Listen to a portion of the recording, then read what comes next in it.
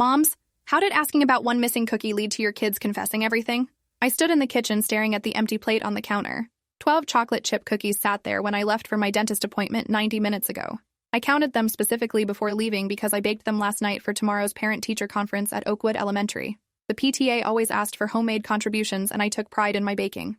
Now only 11 cookies remained on that white ceramic plate, and a trail of crumbs led from the counter across the tile floor toward the living room like a breadcrumb path in a fairy tale. My 3 kids were supposed to be doing homework. Nobody was supposed to touch those cookies under any circumstances. I felt my jaw tighten as I walked slowly through the kitchen doorway into the living room, where Olivia, Nathan, and little Chloe sat scattered across the furniture with their backpacks and notebooks spread around them in various states of academic progress.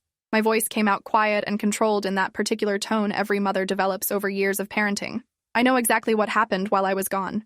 I crossed my arms and watched their faces carefully, studying each reaction with the attention to detail that comes from raising 3 children who each had their own tells when lying. Someone took a cookie from the plate in the kitchen. The cookies I specifically said were off limits.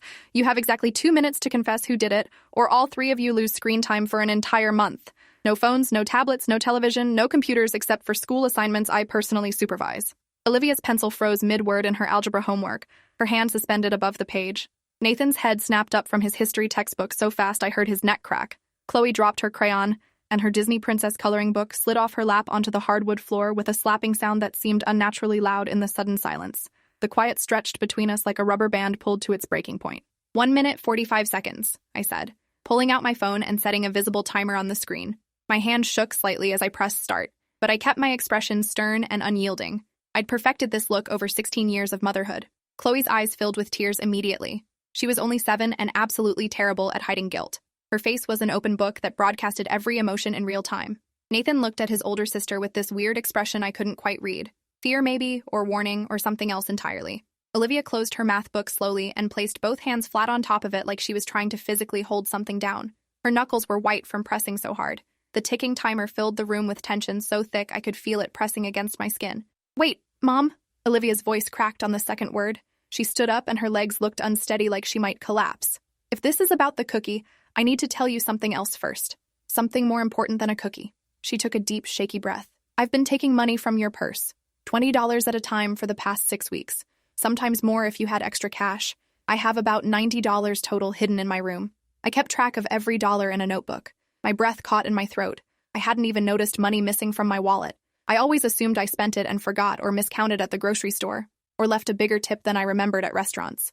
I opened my mouth, but nothing came out. Nathan made this strangled sound like he was choking, and Olivia shot him a look that clearly meant, shut up right now or else. 1 minute, 20 seconds, I heard myself say, even though my script had completely derailed from asking about one cookie to my daughter confessing to theft.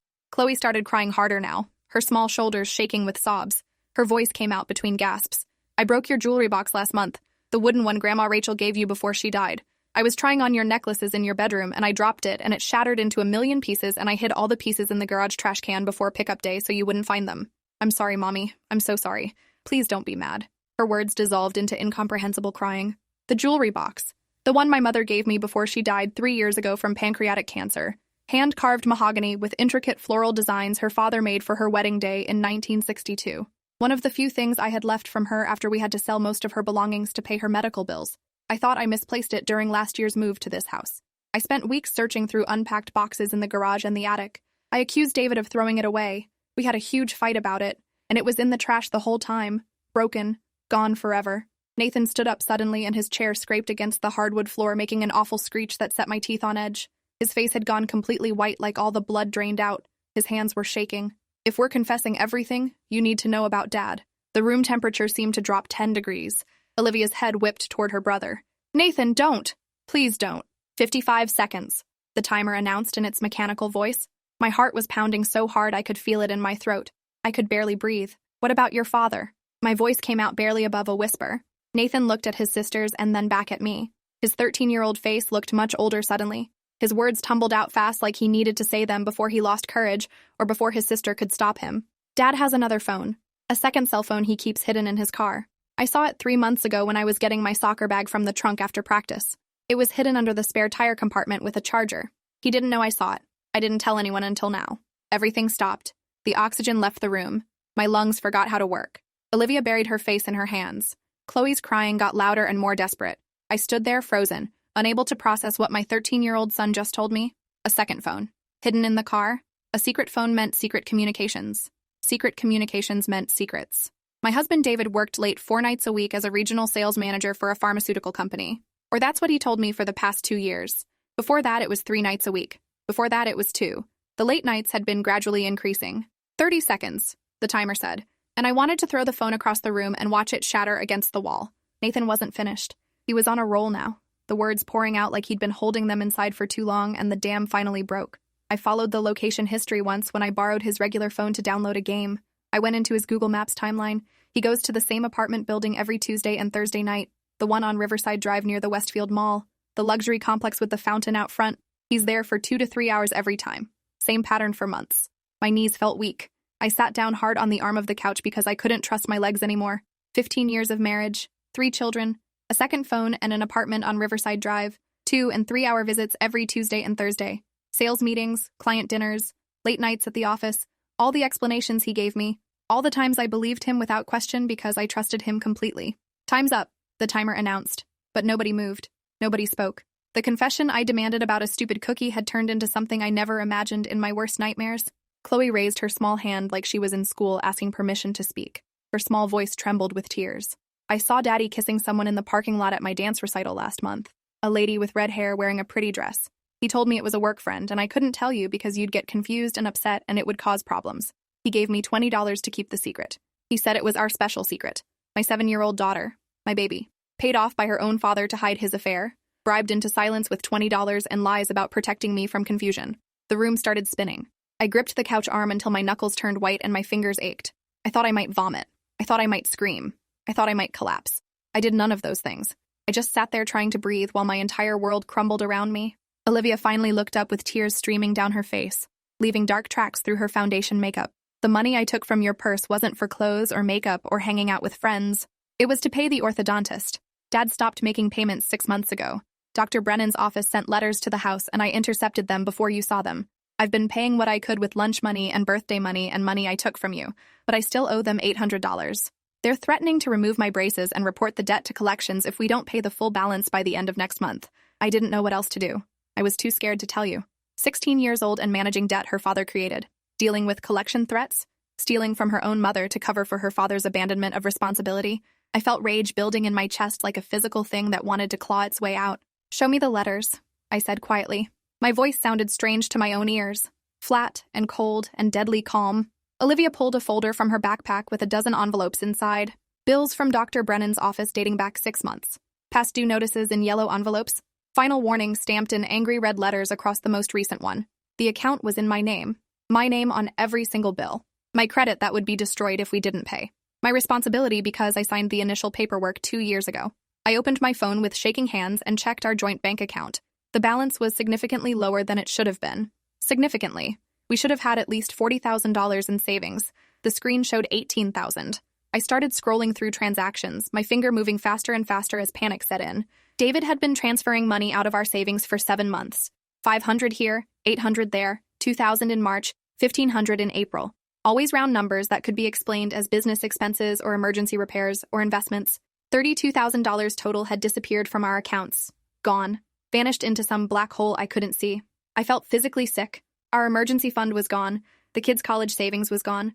Everything we built together over 15 years had been systematically drained away while I trusted him completely and never questioned a single withdrawal because I believed we were partners. I believed we were a team. I believed he would never lie to me about something so fundamental. Where's your father right now? I asked, already knowing the answer before Nathan checked his phone. My son looked at the screen. He texted an hour ago that he's working late on the Patterson account. Should be home around 9. It was Thursday. 6:15 on a Thursday. Riverside Drive Thursday. I stood up and grabbed my car keys from the hook by the front door. Stay here. All 3 of you. Don't call him. Don't text him. Don't contact him in any way. I'll be back in an hour. Olivia grabbed my arm hard enough to leave marks. Mom, what are you going to do? Her face showed genuine fear. Fear of me? Fear for me? Fear of what came next. I pulled away gently but firmly. I'm going to find out the truth. I'm going to see exactly what your father has been doing with our money and our life. You 3 stay here and order pizza. Use the emergency credit card in my wallet. I'll be back soon. The drive to Riverside Drive took 14 minutes through evening traffic. I knew exactly which apartment building Nathan meant. The Riverside Luxury Apartments? A newer complex with a modern glass facade and a decorative fountain out front and expensive cars in the well-lit parking lot. I'd driven past it dozens of times, taking Chloe to dance class at the studio 2 blocks away. I circled the parking lot twice until I found David's silver sedan parked near Building C in a visitor spot. The same car I'd driven to the grocery store that morning. The same car my children rode into school and soccer practice and doctor's appointments. The same car that apparently ferried my husband to his mistress twice a week like clockwork. I parked 3 spaces away where I could watch his car and called a locksmith I found on my phone. My hands shook so badly I could barely type. I told him I locked my keys in my husband's car and needed emergency access. He said he'd be there in 20 minutes. I waited, watching the 3rd-floor windows of Building C, wondering which apartment held my husband and trying not to imagine what they were doing. The locksmith arrived 18 minutes later in a white van with his business name on the side. Young guy, maybe 25, with tattoos and a friendly smile. I showed him David's car and he got to work with his tools. He opened it in less than 2 minutes, making it look easy. I tipped him $50 cash and waited until he drove away before I opened the driver's door. The car still smelled like David's cologne, that expensive stuff he bought last month that I thought was a nice treat for himself. Now I wondered if he bought it to impress her. I popped the trunk and walked around back. My heart was racing. My mouth was dry. I lifted the trunk lid and removed the carpet covering the spare tire compartment. The spare tire came up easily, lighter than I expected. There it was.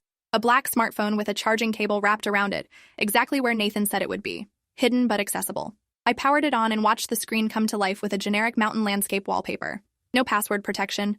Arrogant or stupid, maybe both. The phone loaded slowly. Dozens of apps appeared on the screen. I opened messages first with trembling fingers. Hundreds of texts to a contact saved simply as Michelle R. The most recent message sent from 3 hours ago. David's words, "See you at 7:30 tonight. Bought wine, the expensive kind you like. Can't wait to see you." Michelle's response, "I'll make dinner. Wear the blue shirt. You know the one." The casual intimacy of their conversation made my stomach turn. I scrolled through their message history, watching months of their relationship unfold in blue and gray bubbles. 6 months of daily texts. Good morning, beautiful messages. Love you messages.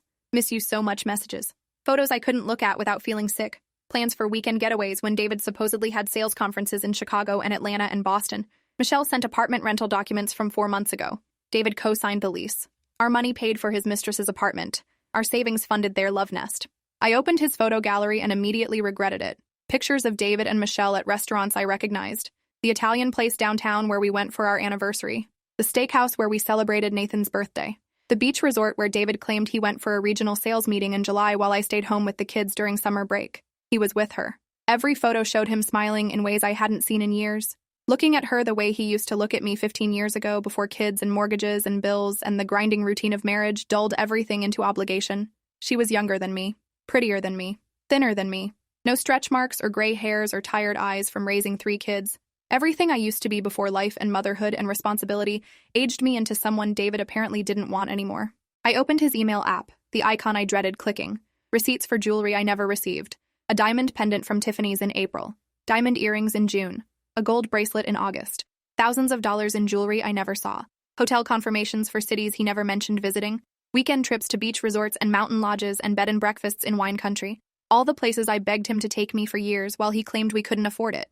We couldn't afford family vacations, but he could afford romantic weekends with her.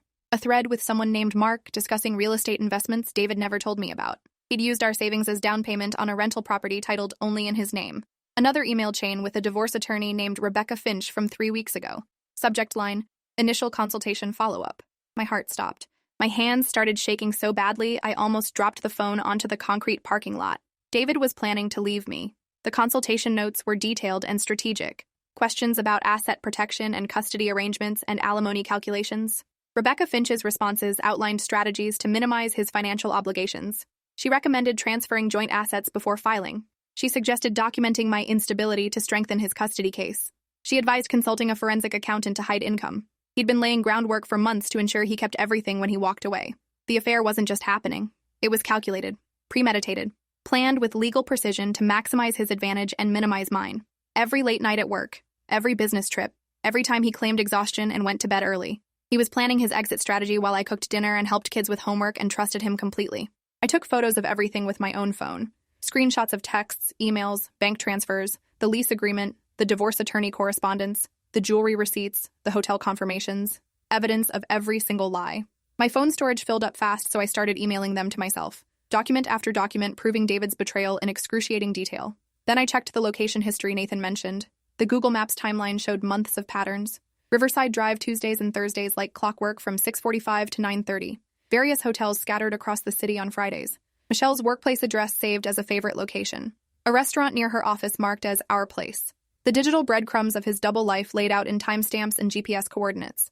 I put David's phone back exactly how I found it, wrapping the charging cable the same way, placing it in the spare tire compartment in the same position, covering it with the tire and carpet. I closed the trunk carefully and locked the car. Then I walked to Building C and checked the directory in the lobby. Michelle Richards, apartment 3F. Third floor corner unit with a balcony overlooking the courtyard. I could see lights on from the parking lot.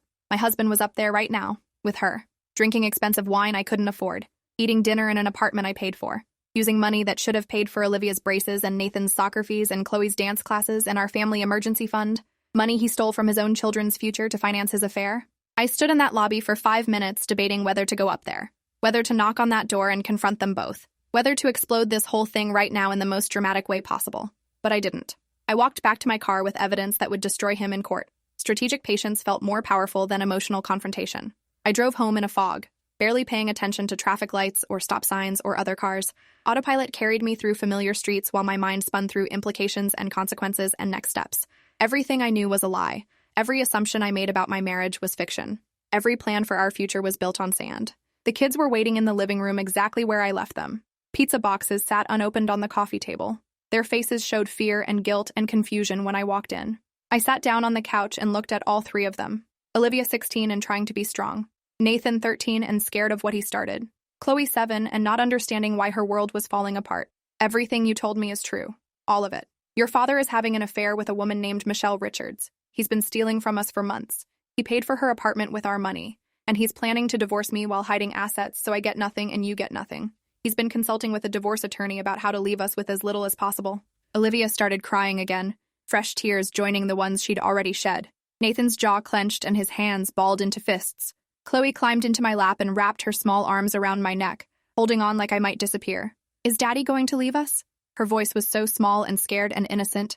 I held her tight and felt my own tears starting, hot and angry on my cheeks. I don't know, baby. But whatever happens, I'm going to make sure you're all okay. All three of you, I promise. Your father might leave, but I never will. I will always be here. Always. I spent the next 3 hours on my phone while the kids pretended to eat pizza and do homework. None of us could focus on normal activities. I called my sister Lauren, who was a paralegal at a family law firm in Philadelphia. She answered on the second ring, and I heard concern in her voice immediately. I told her everything in a rushed whisper from the kitchen while the kids sat in the living room. She was silent for a long moment after I finished. Then she gave me the name of the best divorce attorney in the state, Patricia Wolcott. Aggressive, expensive, and successful. She'd handled several high-profile divorces involving hidden assets and infidelity. Lauren texted me Patricia's office and emergency numbers. She told me to call tonight. Don't wait. Don't give David time to move more money. Strike first, and strike hard. I called Patricia Wolcott's emergency line and got her voicemail. I left a detailed message explaining everything. The affair, the stolen money, the consultation with Rebecca Finch, the hidden phone, the apartment lease, everything. I spoke for 4 minutes before the voicemail cut me off. Then I opened new bank accounts at a different bank entirely. Wells Fargo instead of our usual Chase accounts. I used my phone to set up checking and savings accounts in only my name. Then I calculated exactly half of our remaining joint account balance, $9,000. I transferred it to my new account, leaving David with his half. I wasn't stealing. I was protecting what remained of our money before he could drain it completely. Then I documented everything. I went through our joint account transaction history for the past year and created a spreadsheet. Every suspicious withdrawal, every transfer David made, every expense that didn't match his explanations. The patterns were obvious once I looked for them. Money moved out every week like clockwork. Small amounts that wouldn't trigger alerts or questions. A systematic theft spread over months. I screenshotted everything and saved it to cloud storage he couldn't access. Evidence for court. Proof of his deception. I called our cellular provider and requested detailed records for David's primary phone line. The representative hesitated, citing privacy policies. I used my authority as an account holder to demand the information. She put me on hold for 15 minutes while she consulted her supervisor. Finally, she came back and agreed to email me 6 months of call logs within 24 hours. More evidence for the pile I was building. At 8:30, I told the kids to get ready for bed. They moved slowly, reluctantly, like they didn't want to leave me alone, like they were afraid of what might happen when David came home. Olivia hugged me tight before going upstairs, her arms strong around me. I'm sorry I took your money, Mom. I was just trying to help. I didn't want you to worry about my braces on top of everything else. I thought I could fix it myself. I kissed her forehead and smoothed her hair. You have nothing to apologize for. Nothing. Your father does. This is not your fault. None of this is any of your faults. Your children. You should never have been put in these positions. Nathan lingered at the bottom of the stairs after his sisters went up. Are you going to confront him tonight? His voice was quiet but steady. I nodded. Yes. Tonight. When he gets home. Nathan's face showed worry. Will you be okay? Do you want me to stay down here? I shook my head. Go to bed. Whatever happens, stay upstairs. All three of you. Don't come down no matter what you hear. Promise me. He promised reluctantly and went upstairs. David came home at 9:15, right on schedule. I heard his car in the driveway, the engine cutting off, his key in the front door lock. He walked in looking relaxed and happy, probably still thinking about Michelle and their wine and their perfect little Thursday night together in the apartment I paid for. He saw me sitting on the couch with my phone in my hand, and his expression shifted slightly. Something in my posture or my face tipped him off that something was wrong. Hey, sorry I'm late. The Patterson account needed extra attention. You know how demanding they are. The lie came so easily to him, so practiced and smooth. How many times had he told me lies exactly like this? Sit down, David. My voice was calm and cold as ice. He hesitated, finally picking up on something dangerous in my tone. What's wrong? Did something happen? He sat in the chair across from me, putting distance between us instinctively. Smart man. I held up my phone showing a screenshot of his text to Michelle about wine and dinner and the blue shirt, his text from this afternoon. I know about Michelle Richards. I know about the apartment on Riverside Drive. I know about the $32,000 you stole from our accounts.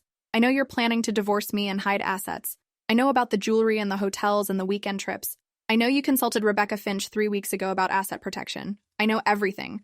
Every single thing you've been hiding for the past 6 months. The color drained from his face like someone pulled a plug.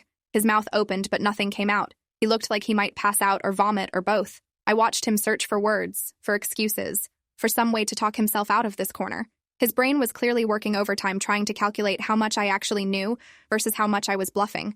Finally, he found his voice. Who told you? Did someone from work say something? The question showed where his priorities lay. Not denial, not apology, not remorse, just damage control and information gathering. Does it matter how I found out? It's all true. Every single thing I just said. You can't deny it because I have proof of everything. David leaned forward with his elbows on his knees, trying to look earnest and vulnerable. Classic manipulation technique. Look, Caroline, this isn't what you think. It's complicated. You don't understand the full situation. The classic cheater's line. I laughed without any humor. The sound came out harsh and bitter. Really? Because I think you've been having an affair for at least 6 months. I think you drained our savings to pay for your mistress's apartment and expensive jewelry and romantic weekends. I think you consulted a divorce attorney 3 weeks ago about hiding assets from me before filing. I think you've been systematically planning to leave me while maximizing your financial position and minimizing mine. Which part am I wrong about? Please enlighten me. He rubbed his face with both hands, buying time to formulate his response. When he looked up, something had changed. The mask slipped completely. The pretense dropped. Fine. Yes. I'm seeing Michelle. Yes, I want a divorce. I've been unhappy for years and you never noticed because you're too busy with the kids and your book club and your perfect suburban life that leaves no room for me. I'm suffocating here. I can't breathe. I deserve to be happy. I've earned it after 15 years of this life. His words came out harsh and bitter and accusatory. Like this was somehow my fault. Like I drove him to betrayal through the crime of raising our children and managing our household. You've earned it? My voice rose despite my attempt to stay calm. You stole from your own children, David. Olivia has been paying your debt to her orthodontist, with money she stole from my purse because you stopped making payments 6 months ago. Our 16-year-old daughter has been covering your financial abandonment with lunch money and birthday money. Nathan discovered your secret phone and has been carrying that knowledge for 3 months. He followed your location history. He knows about Riverside Drive. Chloe saw you kissing Michelle at her dance recital and you paid her $20 to keep quiet. You bribed our 7-year-old daughter. You paid her to lie to me, to keep your dirty secret. David's face showed shock for the first time. Real, genuine surprise. They knew? How much do they know? Did they tell you everything? Still thinking about himself, about his exposure, about his reputation. Not about the damage he caused to our children's sense of security and trust. Not about the trauma of keeping adult secrets. Not about the moral injury of being complicit in their father's betrayal of their mother. They know everything. Because I asked about a missing cookie. Thanks for watching till the end. Make sure to subscribe and like to not miss the next story.